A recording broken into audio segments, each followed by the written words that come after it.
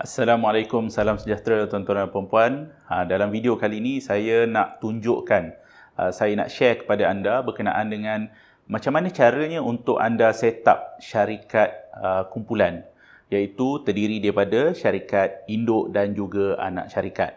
Alright, so tanpa membuang masa lagi, jom saya tunjukkan.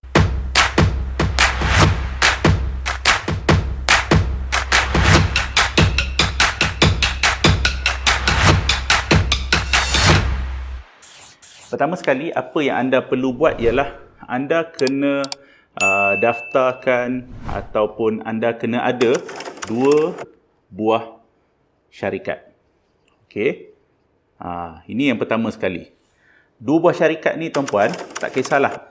Ianya adalah syarikat sendirian berhad ke, syarikat berhad ataupun ianya PLT. Nak campur pun tak apa, nak gabung campurlah ya. Pun tak apa, ataupun nak guna semuanya sendirian berhad pun tak apa, dua-dua berhad pun tak apa, dua-dua PLT pun tak mengapa. Okey, ini yang pertama. Sebab apa kena 2 buah syarikat? Sebab satu, kita nak jadikan dia sebagai syarikat induk, okey, ataupun parent. Yang kedua, kita nak jadikan dia subsidiary, iaitu anak syarikat, subsidiary. Okey. Ini saya kata minimum 2 lah. Kalau nak lagi banyak, nak anak syarikat lagi banyak, kena banyak syarikat lagi lah. Tapi ini saya kata minimum lah. Minimum untuk membentuk syarikat kumpulan. Okey. Kena ada 2. Katakanlah sini saya letak syarikat berhad dan sini sendirian berhad.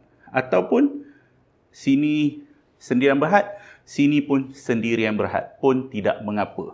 Okey, yang ini yang pertama, kena ada minimum 2 buah syarikat.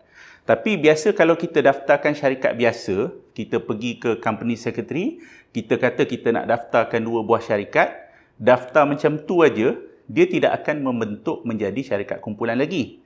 Ada satu benda lagi kita kena buat, iaitu langkah kedua, kita kena syarikat induk perlu memiliki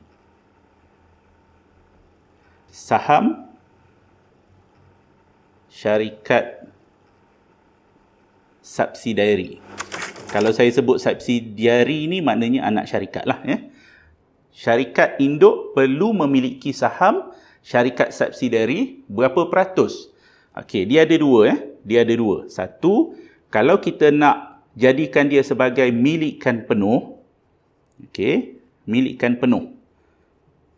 Kita kena pegang 100%.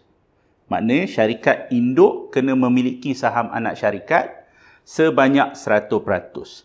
Tapi kalau kata kita nak jadi dia subsidiary saja.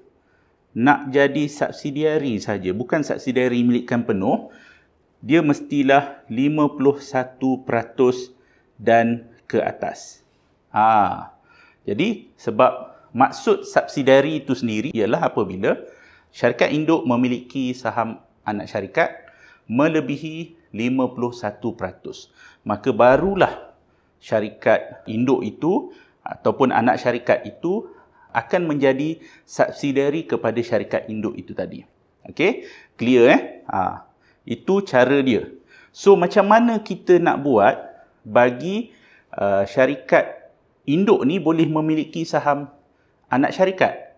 Cara dia mudah saja. Kalau ia adalah syarikat sendirian berhad ataupun syarikat berhad, tuan-puan perlu minta kepada syarikat setiausaha untuk kalau syarikat itu adalah syarikat baru, mereka akan daftar siap-siap buat supaya syarikat induk itu memiliki saham anak syarikat.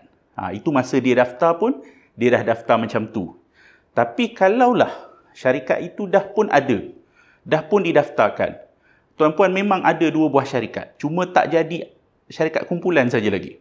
Tengok video saya, dah faham, kata macam ni, kita buat jadi syarikat kumpulan lah. Jadi apa yang tuan-puan perlu buat ialah maklum saja kepada syarikat setiausaha, apa yang mereka akan buat, sama ada mereka akan increase new share, mewujudkan saham baru ataupun mereka akan transfer saja, pindah saja saham yang sedia ada. Alright?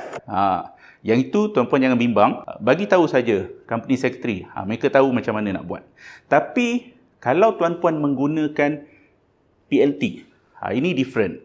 Dia bergantung kepada siapa yang menjadi compliant officer kepada PLT tuan-puan. Kalau compliant officer tu di kalangan tuan-puan sendiri, partner yang jadi compliant officer, so partner kena tahulah. Kalau partner tak tahu, tu susah sikit lah. Macam mana? Maknanya, tuan-puan boleh juga mendapatkan khidmat syarikat setiausaha yang menjadi compliant officer. Itu kena hire syarikat setiausaha supaya mereka lah yang akan buatkan macam apa yang saya bagi tahu ni. Alright? Senang je kan? Tak adalah susah sangat. Okey, ini adalah cara macam mana untuk membentuk syarikat kumpulan. Alright? Kita jumpa lagi dalam video yang akan datang. Assalamualaikum.